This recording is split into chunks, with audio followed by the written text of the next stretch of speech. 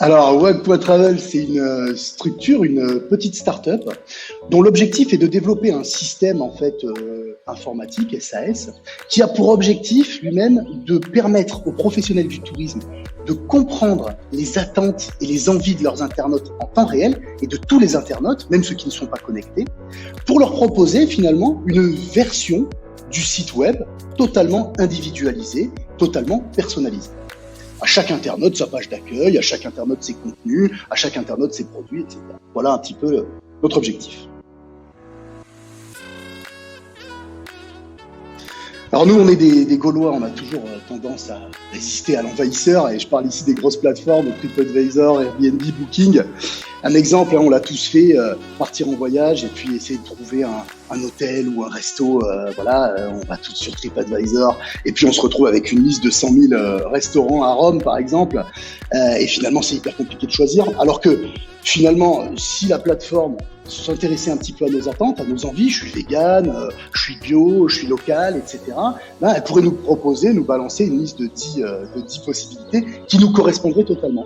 Et donc on s'est dit qu'il fallait inventer un système qui permettait de remettre les envies et les attentes de l'internaute, en tous les cas du voyageur, au centre, pour lui proposer des produits, des informations qui soient beaucoup plus intéressantes pour lui et beaucoup plus cohérentes. Et à force de se le dire, ben, on l'a fait.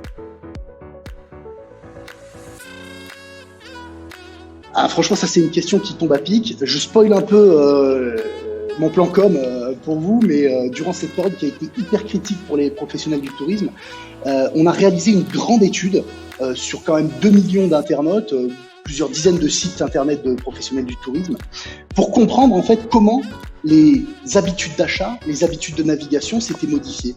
Et l'idée, c'est vraiment de mettre notre technologie, notre innovation technologique au service très concrètement de l'adaptation nécessaire qu'il va y avoir par rapport à cette crise que les professionnels du tourisme subissent.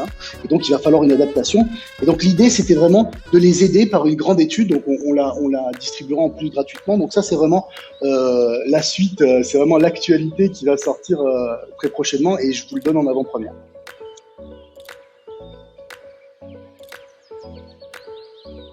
Alors les perspectives de développement, pour nous, elles sont assez multiples en fait et assez vertigineuses puisqu'on est une petite équipe. Alors on a tendance à grossir, mais on est une petite équipe. Déjà, le tourisme n'est pas vraiment pourvu pour l'instant de solutions de ce type.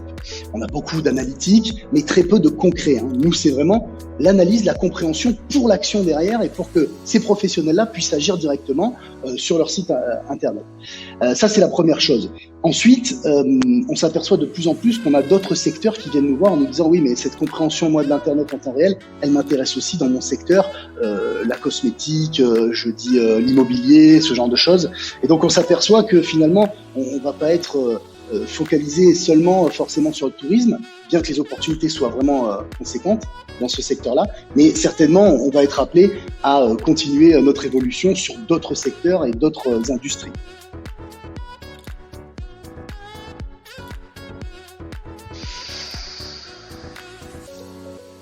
Fou, travailleur et structuré.